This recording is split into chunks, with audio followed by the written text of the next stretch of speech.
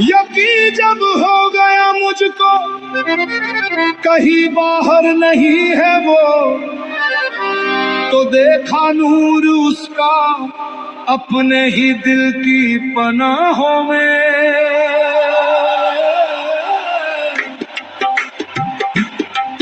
अल्लाहू दिल में हक जलवा नुमा था, मुझे मालूम न था। दिल में हक जलवा नुमा था, मुझे मालूम न था। दिल में हक जलवा नुमा था, मुझे मालूम न था। अपने ही घर में खुदा था, मुझे मालूम न था। दिल में हक जलवा नुमा था, मुझे मालूम न था।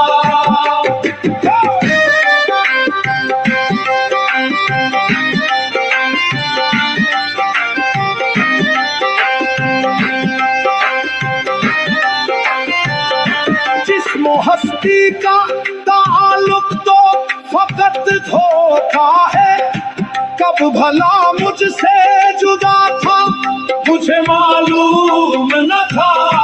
ए मुहिब इश्क की वादी में कदम रखने पर जख्म ही अपनी शिफा था, मुझे मालूम न था।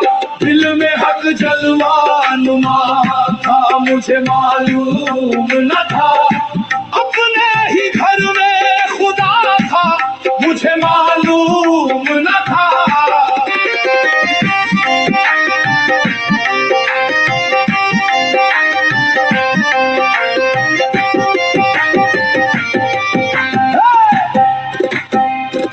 मैं जो सदियों से चला फिर भी वही पर था खड़ा, एक कदम का फकत फासला था, मुझे मालूम न था। अर्श पर ढूंढने निकला था जिसे शौक से मैं, मेरा अपना ही दिल वो पता था, मुझे मालूम न था। दिल में हक जलवा नुमा था, मुझे मालूम न था। अपने ही घर में खुदा था, मुझे मालूम न था।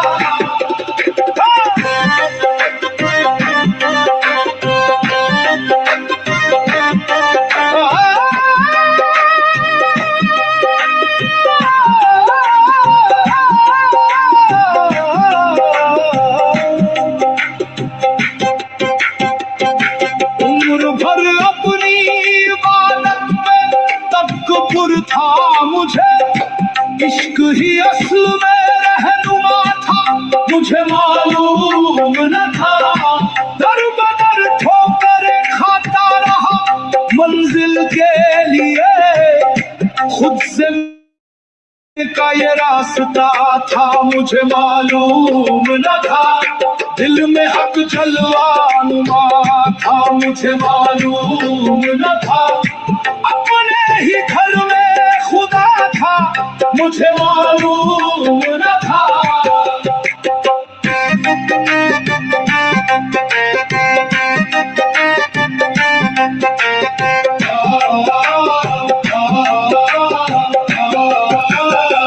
मैं जिसे हर शख्स में जाकर तलाशा करता था, वो मेरा अपना ही तो आईना था, मुझे मालूम न था। ख्वाहिश हस्ती में भटका दर बदर में उम्र भर, जिंदगी का राज ही खुद में फना था, मुझे मालूम न था। दिल में हक जलवा नुमा था, मुझे मालूम न था। अपने ही घर में खुदा था, मुझे मालूम न था।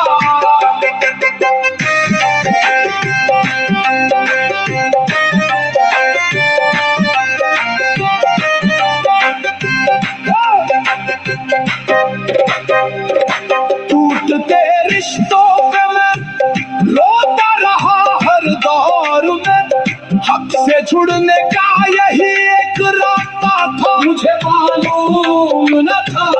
मांगता था आसमानों से मैं जिसको हर घड़ी मेरे होठों पे मचलती वो दुआ था मुझे मालूम न था दिल में हक जलवा नुमा था मुझे मालूम न था अपने ही घर में खुदा था मुझे मालूम न था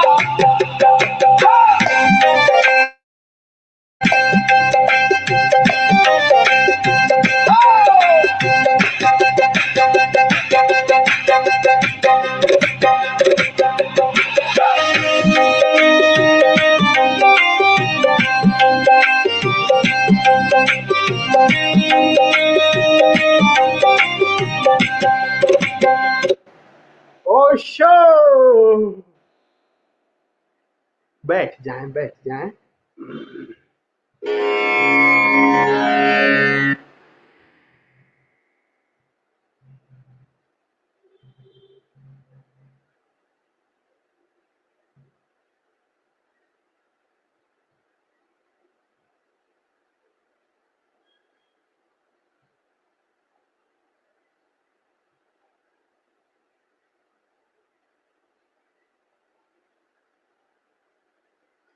ओशो लविंग अवेयरनेस रिट्रीट प्रेमल जागरूकता इस सत्र में, द्वितीय सत्र में आप सभी मित्रों का हृदय से स्वागत करता हूं।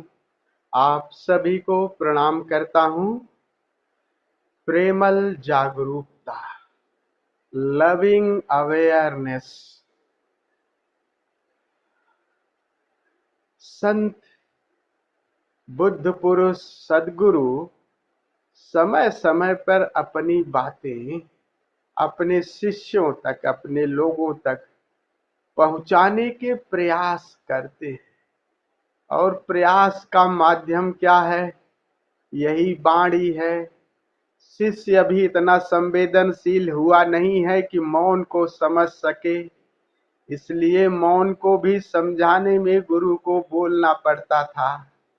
तो बोलने के लिए जो वाणी का उपयोग करते थे बुद्ध पुरुष, तो शिष्य जिस दशा में है, भाव दशा में जिस तल पे है, वहीं से सुनता है, उसकी अपनी विडंबना है। तो गुरु कुछ कहेगा, शिष्य कुछ अब समझ जाएगा, तो बार बार शब्दों में परिवर्तन करना पड़ा। और ओशो जैसे जैसे ओशो वो पूरा पिछला जो धर्म है उसको फिर से उसकी नींव को गिराते हैं, उस पे नई इमारत खड़ी कर रहे हैं। इसलिए शब्दों को भी उन्होंने खूब परिवर्तित कर दिया है। तो कालांतर में धर्म भी जो ध्यान और भक्ति ये दो भागों में बट गया है, ओशो उनको एक साथ जोड़ देते हैं और जोड़ करके शब्द नए निर्मित करते हैं ताकि आने वाले हमारे लोग इसको अच्छी तरह से समझ सकें कि जो भूलें एक दोनों धर्म में हुई हैं और जो अच्छाइयां हैं उनको ग्रहण कर दिया जाए और उन भूलों को छोड़ दिया जाए, और दोनों की अच्छाइयों को क्यों न हम एक साथ मिला दें। तो वही शब्द है लविंग अवेयरनेस रिट्रीट, प्रेमल जागरूकता। ये नया शब्द है, इसमें प्रेम भी है और जागरूकता भी है। यही हम सबको पूरी यात्रा में ध्यान और समाधि में प्रेम शब्द अगर नहीं जोड़ोगे तो ध्यान से आगे नहीं जा पाओगे। तो प्रेमल जागरूकता ये बड़ा प्यारा शब्द है, इसको समझिएगा और इसी हिसाब से यात्रा करिएगा। क्योंकि पीछे जिन्होंने ध्यान पर यात्रा की, ध्यान को ज्यादा बल दिए, वो कहीं न कहीं वो नीरसता, वो जगत के प्रति, आकार के प्रति, संसार के प्रति वो नीरसता वो आ गई। आंख बंद करके जीवन जीने लगे। भीतर तो चलो चैतन्य के साथ, आकाश के साथ खूब उनका मिलान हो गया, लेकिन परिधि उनकी नाच न सकी। और दूसरे जो हुए भक्त जो प्रेम की यात्रा से, तो प्रेम को शुरुआत तो ठीक किए कि संबंधों से, सभी से, आकार से, मोस्ट ऑफ बहुत सारे लोग ऐसे, तो प्रेम अगर गहराए तो वो अपनी तरफ भी फिकाता है। लेकिन अगर प्रेम ऑब्जेक्ट की तरफ बढ़ता जाए तो वो आकार से आगे नहीं बढ़ पाए। ज्यादा से ज्यादा भक्ति मूर्ति पूजा में हो गए, आकार में उलझ गए, इन्हीं पर ही बात, राम कृष्ण इन्हीं पर ही, आकार में ही देखिए ना, भक्तों की सारी यात्रा कहाँ, शून्य की यात्रा, शून्य से प्रेम, निराकार से प्रेम कहाँ हो पाया। तो वो दोनों में ये भूल हुई। इसीलिए ओशो ने जो नया शब्द दिया है, लविंग अवेयरनेस। अवेयरनेस अगर आपकी है तो आप सजग रहेंगे ही रहेंगे, लेकिन वो सजगता अपने प्रति है। और अगर प्रेम नहीं है तो आकार से संभव है कि आप आकार से आंख बंद कर लें, क्योंकि चलो अपने शून्य के साथ आप जग गए, शून्यता के साथ, लेकिन प्रेमलता नहीं है तो आगे क्या होगा, वो द्वैत से आगे बढ़ नहीं पाओगे आप।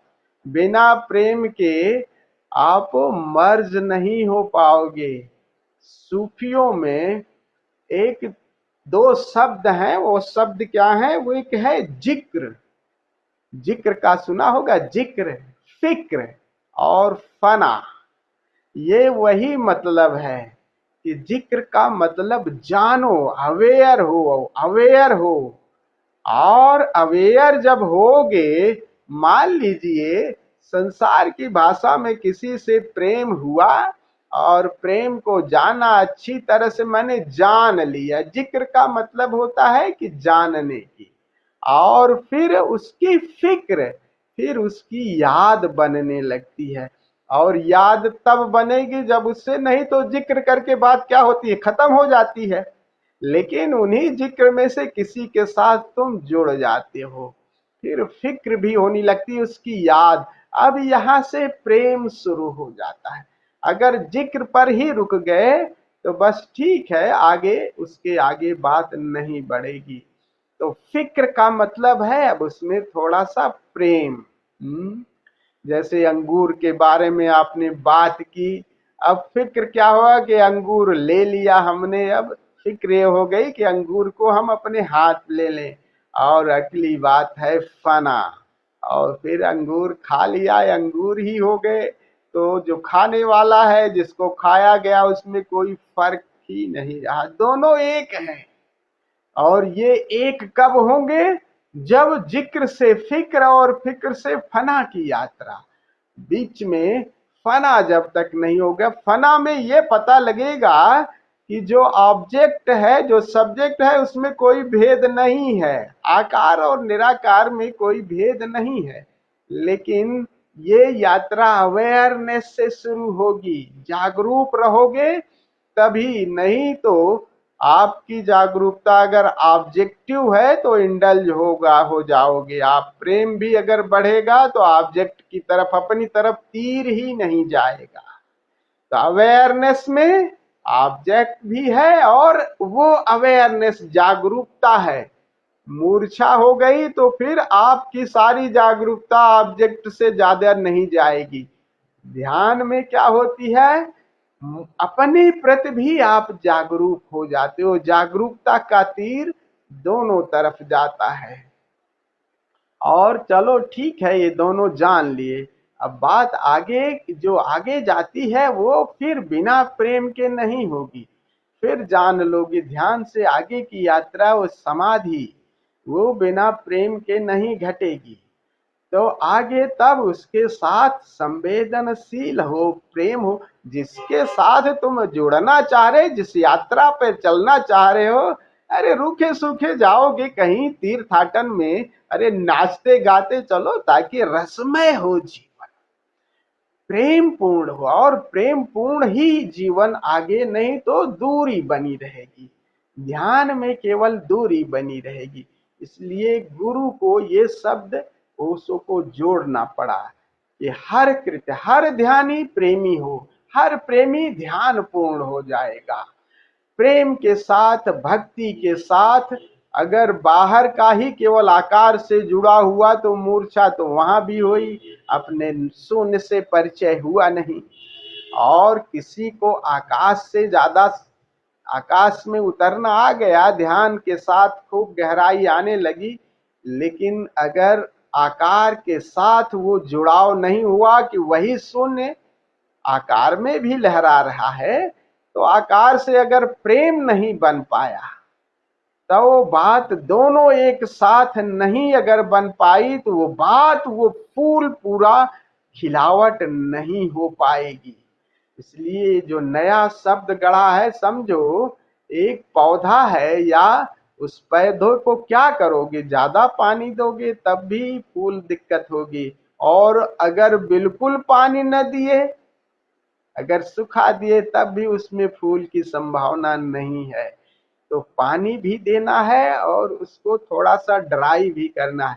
अवेयरनेस आपको सजग तो बनाती है, लेकिन उसमें प्रेमलता का पानी भी सींचना है, ताकि उसमें फ्लावरिंग, पूरा फूल जब होगा जब उसमें आपकी उसकी ड्राईनेस और पानी का, किसान ज्यादा अच्छा जानते हैं कि ज्यादा पानी ना हो जाए, कम भी पानी ना हो जाए, तभी वो फसल एक समय पे धीरे धीरे उसका सब कुछ खत्म होता है, तभी वो फसल पूरी फ्लावरिंग उसकी होती है। किसी भी वृक्ष के लिए एक समय पे, अब रोज पानी डालते रहो, रोज पानी डालते रहो तो भी गड़बड़, और पानी बिल्कुल न डालो केवल, तब भी वो रूखा सूखा हो जाएगा, उसमें फूल नहीं खिलेंगे। इसलिए प्रेम और सजगता ये आपको यात्रा पर आगे ले जाएगी। तो उसी यात्रा पर इस शब्द को खूब अच्छी तरह से हृदयंगम कर लीजिएगा, उतार लीजिएगा। हर कृत्य में ये प्रेमल जागरूकता, सजग तो रहना, लेकिन वो सजगता तनावपूर्ण ना हो, थोड़ा सा शरीर के लेवल पर एक मस्ती, जो शब्द है ना खुमारी, खुमारी में यही है, होश और थोड़ा सा बेहोशी का मिक्स है, संगम है। तो वो खुमारी शरीर के लेवल पे नाचता हुआ, लेकिन परिधि नाचे ठीक है, परिधि तो नाती, अब क्या है, शून्य तो बिल्कुल स्थिर है, और स्थिरता और नाचते हुए के बीच में तुम हो। आकाश कहाँ है, आकाश नाचता है, आकाश तो स्थिर है, शून्य है, शून्य थोड़ी, लेकिन परी तो नाचती हुई है। दोनों के मध्य वो चैतन्य, वो अवेयरनेस है। तो ये दोनों को एक साथ जब तक हम नहीं जान पाएंगे, एक साथ, तब तक फूल की पूरी खिलावट नहीं होगी। तो परिधि, संसार को भी हमें संभाल के रखना है। परिवार है, घर है, बच्चे, उत्तरदायित्व है, ये सब आकार भी हमारा देह है। इसी से हम साधना कर रहे हैं, और इसी से आंख बंद कर दें तब फिर क्या होगा भाई। शून्य से बहुत ज्यादा नाता जोड़ लें, और आकार से ज्यादा नाता जोड़ लें, तो ज्यादा ज्यादा धर्म पूजा यही करोगे, जो साधु महात्मा उनकी पूजा, गुरु तक ज्यादा से जाओगे, गुरु भक्ति तक। लेकिन गुरु भक्ति से पराभक्ति यात्रा कहाँ है, गुरु वही है जो आपको अपने शून्य की तरफ दिखा। गुरु कहता है ना, उसको कई बार कहते हैं, मैं अंगुली से आपको चांद दिखा रहा हूं और तुम मेरी अंगुली मत पकड़ लेना, जब चांद को देख लो तो मुझे भी भूल जाओ। गुरु अंतिम पकड़ है, आकार। तो एक एक कदम आकार को पकड़ो और आकार को छोड़ करके शून्य के साथ अपना नाता जोड़ो, और फिर जब वापस जगत में आओ तो ये अनुभव करो कि गुरु में सबसे पहले जो शून्य की झलक आपको कहाँ मिलेगी, आकार में, गुरु में ही मिलेगी। गुरु दिखता तो है आकार में, लेकिन उसके आसपास बैठोगे तो आपको शून्य की झलक मिलने लगेगी। तो ये हम लोगों को इस शब्द को बहुत मूल्यवान है, यही शब्द आपको पूरी यात्रा पर ले जाएगा। जानना प्रेमल पूर्ण हो, प्रेमलता आपको गहराई में ले जाएगी। नहीं तो जानना एक जगह तक वो दूरी बनाए रखा गया। ठीक, जानना द्वैत तो है ना, और जब जानना और जानने वाला जब तक न मिट जाए तब तक बात नहीं बनती। लेकिन सावधान, यात्रा कहां से शुरू करोगे? अवेयरनेस से, नहीं तो तुम्हारा जो मेल्ट है, जो एक होना है, वो मूर्छा में भी होता है। मूर्छा में भी तो आप एक ही हो जाते हो। लेकिन पहले कदम पे अगर जागरूक नहीं हो तो सारा अवेयरनेस आपकी ऑब्जेक्ट की तरफ हो जाएगी, और वो फिर मूर्छा में आप कहीं भी हो जाओगे। किसी सुंदर फूल को देखे, वहां बहुत सुंदर फूल, किसी सुंदर दृश्य को देखा, आहा, लेकिन उस दृश्य में तुम भी हो, ये ख्याल रखो। You are also. तो ये एक तीर आपकी तरफ है। दृश्य को खूब प्रेम से निहारो, प्रेम तत्व को दोनों तरफ गति करने दो, दोनों एक साथ, और एक घटना घट जाती है, दोनों लगता है ऐसे ही। और ये प्रेम अगर दोनों तरफ होश और प्रेम लहराया तो आपको लगेगा कि कहां दो कहां है, वो एक है। आज जो अभी हम गीत सुन रहे थे ना, खुदा मेरे भीतर ही था, मुझे मालूम ही ना था। हक, मालूम शब्द वही है। मालूम की मतलब I R not aware of that. और कह रहे हैं कि हम तो बाहर ही ढूंढते रहे। पूरी चेतना, पूरी सजगता, पूरी जागरूकता हमारी ऑब्जेक्ट की तरफ है। जो ढूंढने वाला है अपने को ढूंढ कहाँ रहा है? बाहर, दूसरे में ढूंढ रहा है, और दूसरे मिलता नहीं। ढूंढने वाला भीतर है। तो तीर अगर भीतर की तरफ रहेगा तो धीरे से ये पता लगता है कि जो बाहर है वो भीतर, दोनों में कहीं कोई बीच में गैप है ही नहीं। आकार जहां अंतिम खत्म होता है वहीं से शून्य खत्म शुरू होता है, निराकार शुरू होता है। और निराकार का जो स्थूल आयाम है वहीं से आकार शुरू होता है, बीच में ही तो वही ओंकार है। तो बीच को पकड़ोगे तो आप देखोगी कि उसी एक से सारा आकार जन्म ले रहा है। वही एक का दूसरा सिरा, ओंकार का दूसरा, शून्य को विस्तार दे रहा है। तो दो विरोध एक है। और इसी को कह रहे हैं कि ये संभाल के रखो कि प्रेम और अवेयरनेस, लव और अवेयरनेस शब्दों की बात है, बट बात हर दोनों एक ही शब्द है। इसलिए गुरु को ये शब्द गढ़ना पड़ा, लविंग अवेयरनेस। आज जो हम प्यारी विधि करेंगे वो लगभग इसी का ही है, महामुद्रा ध्यान। आप लोगों ने उसका सब स्टेज तो पढ़ ही लिया होगा, और ताकि हम इस पर ज्यादा बात न करें, और महामुद्रा ध्यान यही प्रेम और जागरूकता, इसमें बहुत अच्छे ढंग से आप समझ सकेंगे। क्योंकि महामुद्रा का पहला जो चरण है लातिहान, लातिहान में गति तो होगी शरीर की, लेकिन इतनी सॉफ्ट, इतनी कोमल, इतनी प्रेमल कि आप अपने शरीर को, उस प्रेमल तत्व को और होश को बहुत सजो के सकते हैं। और ये सजो करके देह के प्रति प्रेम और शून्य को उतरने दें, यानी फीलिंग का आपको उसमें खूब, वो कहते हैं, आप पूरा प्रवचन सुनिए। वो कह रहे हैं कम्युनिकेशन नहीं, हमें कम्युनिकेशन कौन करता है? यानी विचारों का आदान प्रदान, बटी कम्युनियन। कम्युनियन का मतलब है फीलिंग के तल पर एक होना, फीलिंग के तल। कम्युनिकेशन है माइंड, माइंड ज्यादा करेगा विचारों का आदान प्रदान। कम्युनिकेशन का मतलब, वो इन दोनों शब्दों को समझा रहे हैं। तो महामुद्रा में कह रहे हैं हमें कम्युनिकेशन नहीं, माइंड से नीचे उतरो, हृदय के साथ फीलिंग के तल पे जियो। और आकाश सदैव, आकाश से आकाश आर्गाज्म में है। एक साथ महा इस सम्मेलन की घटना हो ही रही है, इसको फील करो। बस अपने द्वार खोल दो। और द्वार कैसे खोलोगे? अपने शरीर के प्रति जरा सजग हो और अस्तित्व को उतरने दो। तो जो भी अंग गति कर रहे हैं उनको गति करने दो, और फील अपने पे उतर आओ। कैसे कैसे? जितना अवेयर रहोगे और प्रेमल रहोगे तो प्रेमल और अवेयरनेस को जगाए रखोगे तो शरीर उसी हिसाब से गति करेगा। लातिहान, और इस लातिहान के साथ जैसे संवेदनशील होंगे, तब करीब 10-15 मिनट, 15 मिनट का ये चरण है, और फिर 15 मिनट बैठ करके हम, अगला चरण है प्रेयर का, प्रार्थना।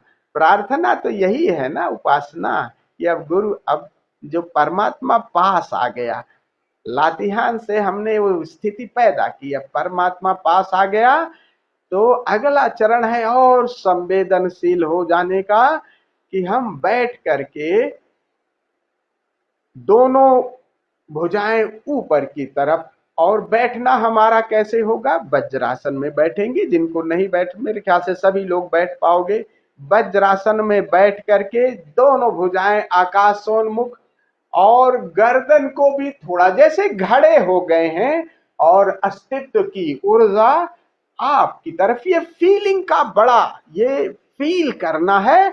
और फीलिंग ऐसा नहीं कि ये कल्पना कर रहे हो, ऊर्जा बरस ही रही है, हम ही उल्टे खड़े हैं, बस सीधे होने का ये फीलिंग आपको सीधा होने की कला सिखाएगी।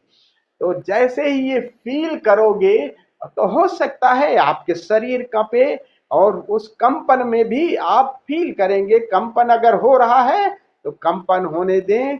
तो पूरी ऊर्जा को जैसे घड़ा आपका भरता जा रहा है, और जैसे घड़ा भर जाए, तब फिर आप धीरे से आगे झुक जाएं, माथा जमीन पे, दोनों हाथ आगे, और जैसे आपने पूरी ऊर्जा को पृथ्वी को दे दिया, बीच में आप माध्यम बन गए। आकाश और पृथ्वी के बीच आप, इस लेन देन की प्रक्रिया में आप माध्यम, आप तो जस्ट लाइक हालो बम्बी, खाली जैसे घड़े हैं, घड़े से हमने ऊर्जा को लिया, पानी भरा, और फिर धरती माँ को दे दिया। और ये करीब 7 बार करना है, 7 से कम नहीं करना है। और ये फीलिंग की प्रोसेस आप अपने हिसाब से, जब आपके लगे कि हमारा घड़ा भर गया है, तो उस घड़े को फिर से झुक करके उलीच दीजिएगा, पूरा झुक जाइएगा, पूरे भाव के साथ धरती माँ को सारी ऊर्जा दे दीजिएगा। आप कौन होते हो, आकाश से मिला और धरती को दे दिया, आप माध्यम बन जाओ बस, और हो भी माध्यम ही, यही, ताकि आपको ये पता लगे कि हम माध्यम ही है, हम करता नहीं है। बात भी यही है, एक सांस भी अपनी नहीं है, अस्तित्व निभा रहा है, बस एक धड़कन भी अपनी नहीं है। तो बस इस चीज को फील करो कि हम माध्यम है। उस माध्यम को फील करने का ये बहुत अच्छा है, ताकि हम जस्ट लाइक हालो बैम्बू हैं, और अस्तित्व हमें उस दिशा में लिए चला जा रहा है, बस उसको फील करना, उसके साथ बहना, यही तो अंतिम बात है, यही तथाता है? तो ये चीज हम महसूस करेंगे, और इसमें 7 बार हमें करना है। 7 बार, ये समय सबका अलग अलग होगा। तो हर बार जब लगे कि आपका घड़ा पूरा खाली हो गया, फिर अगेन दोनों हथेलियां ऊपर, और चाहे मुंह खुला रखें, जैसे घड़ा फिर खाली होगा, घड़े का मुंह है, फिर, और जब ऐसा करेंगे, फील करेंगे, तो अगर शरीर उसमें गति करता है, कपता है, क्योंकि अगर ऊर्जा अगर आएगी तो हो सकता है आकार आपका कपे, उससे कंपन से, और आप रिसेप्टर हो जाएंगे, रिसीव कर ज्यादा आसानी से कर पाएंगे। तो इस तरीके से फिर ये 7 टाइम्स, और 7 टाइम्स में अगर ठीक से हमने किया, लेकिन 7 से कम नहीं करना है, इससे कम नहीं कर, 7 से कम नहीं करेंगे, नहीं तो, क्योंकि ऊर्जा के जो 7 हमारे सेंटर हैं, वो उन तक वो पहुंच जाए, ये हालोनेस, ये एम्प्टीनेस। तो 7 बार करेंगे, फिर क्या है, पूरे शून्य के साथ, फिर अगला चरण शून्य के साथ, ये सब छोड़ करके शून्य में विश्राम करेंगे। तो बात आप लोगों को समझ में आ गई, प्रयोग करना शुरू करें हम लोग। कुछ पूछना है आप लोगों को? नहीं, खड़े हो जाइए। पहला चरण 15 मिनट लातिहान का। लातिहान को महसूस करें कि अस्तित्व आप पर ऊर्जा बरस रहा है और शरीर जिस हिसाब से गति करे करने दे, अस्तित्व की इस ऊर्जा को अपने भीतर उतरने दे।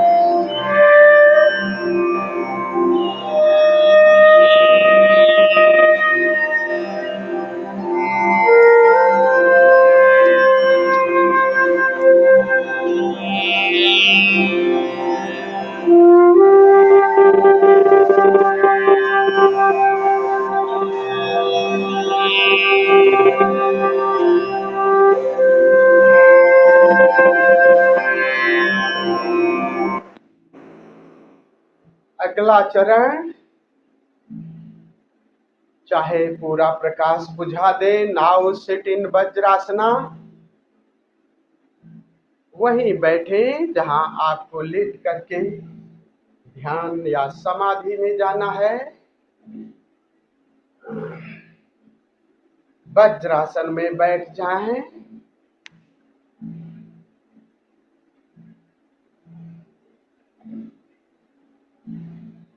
अस्तित्व के साथ, परमात्मा के साथ एक कदम और संवेदनशील हूं। अंश और विराट का ये महासम्मिलन, सहभागी बने।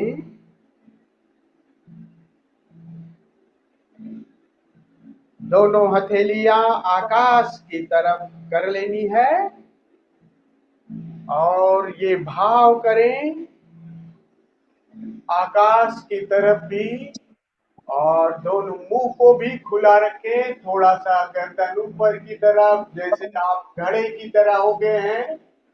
घड़े का मुंह खुला हुआ है और परमात्मा की ऊर्जा की बारिश हो रही है। जब ये महसूस करें कि घड़ा भर गया है, तो फिर वापस झुक जाएं, माथा जमीन से लग जाने दें। ऐसा 7 बार करना है। ये क्रिया आप अपने हिसाब से करेंगे। जब 7 बार करके फिर विश्राम में चले जाएंगे।